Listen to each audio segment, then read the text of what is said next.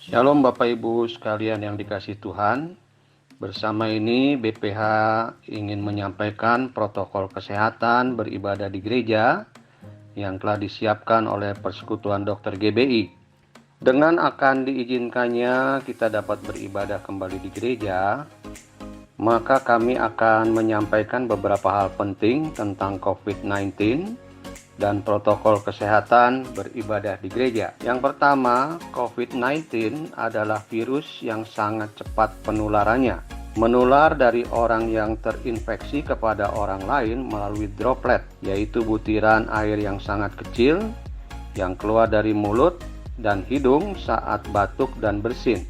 Melalui kontak fisik, yaitu jabat tangan atau cium pipi, atau memegang benda yang terkena cipratan droplet.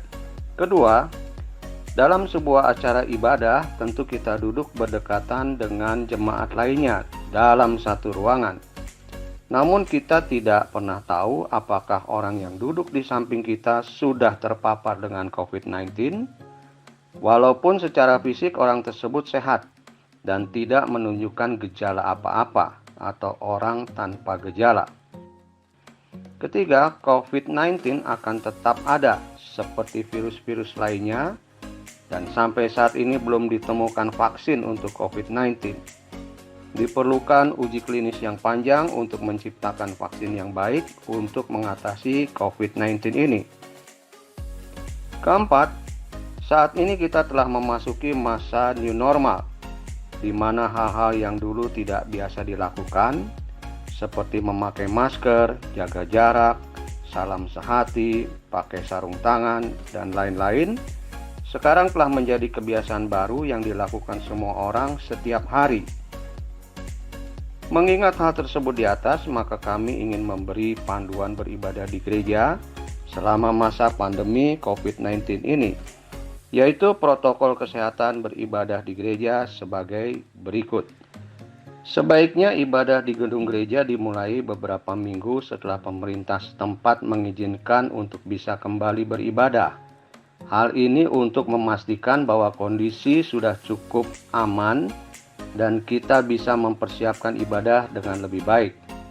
Kedua, melakukan protokol kesehatan yang mengacu pada panduan penanganan COVID-19 dari Kementerian Kesehatan dan instansi lain yang terkait. Sebagai berikut, datanglah ke gereja dengan berjalan kaki, menggunakan transportasi milik sendiri, atau jika menggunakan transportasi umum, jangan naik kendaraan yang sampai berdesakan. Jemaat lansia di atas 60 tahun, anak-anak di bawah 12 tahun, dan orang dengan komorbid, yaitu pengidap penyakit lain seperti penyakit paru, hipertensi, gagal ginjal, jantung, diabetes, autoimun, batuk, pilek, harap tetap beribadah dari rumah. Tetapkan satu pintu masuk gereja sehingga semua jemaat dapat menjalankan protokol kesehatan beribadah. Setiba di gereja, cucilah tangan dengan sabun di bawah air yang mengalir selama 20 detik. Atau dengan hand sanitizer sebelum masuk gedung gereja dan sewaktu keluar. Saat memasuki area gedung gereja, sebisanya semua jemaat membersihkan alas kaki bagian bawah dengan keset yang telah dibasahi disinfektan.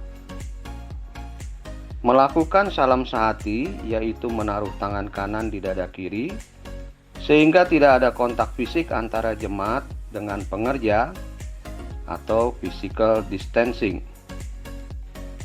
Mengukur suhu jika memiliki alat pengukur suhu, jemaat yang suhu tubuhnya melebihi 37,3 derajat Celcius dianjurkan tidak memasuki ruang ibadah dan dihimbau untuk segera berobat.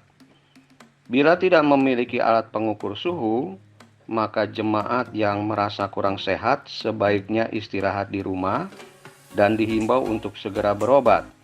Mengatur duduk jemaat agar tidak terlalu dekat.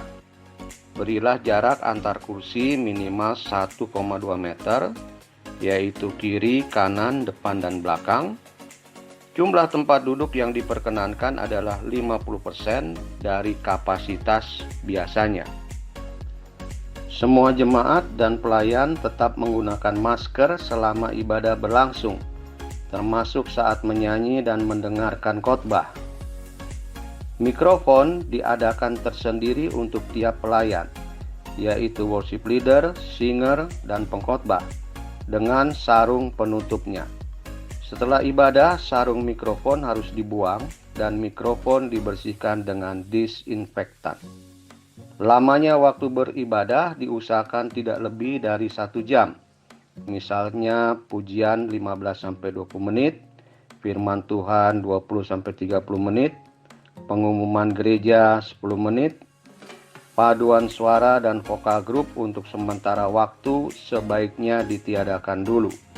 Persembahan sebaiknya tidak menggunakan kantong kolekte yang diedarkan, tetapi bisa dicari cara lain di mana jemaat tidak harus menyentuh kantong kolekte.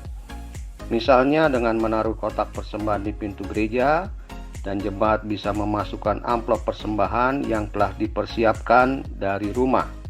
Jemaat dapat juga memberikan persembahan melalui transfer atau menggunakan barcode QRIS. Pada saat melakukan sakramen perjamuan kudus, maka nampan perjamuan kudus diedarkan oleh pelayan saja, sehingga tidak disentuh oleh jemaat. Ketika ibadah telah selesai, jemaat keluar ruangan satu persatu, jangan berdesakan, dan tetap menjaga jarak. Jemaat juga jangan terlalu lama berada di area gedung gereja, sebelum dan sesudah ibadah, serta dianjurkan untuk langsung pulang ke rumah setelah ibadah selesai. Gedung gereja harus diusahakan untuk selalu dibersihkan dengan disinfektan sebelum dan sesudah ibadah.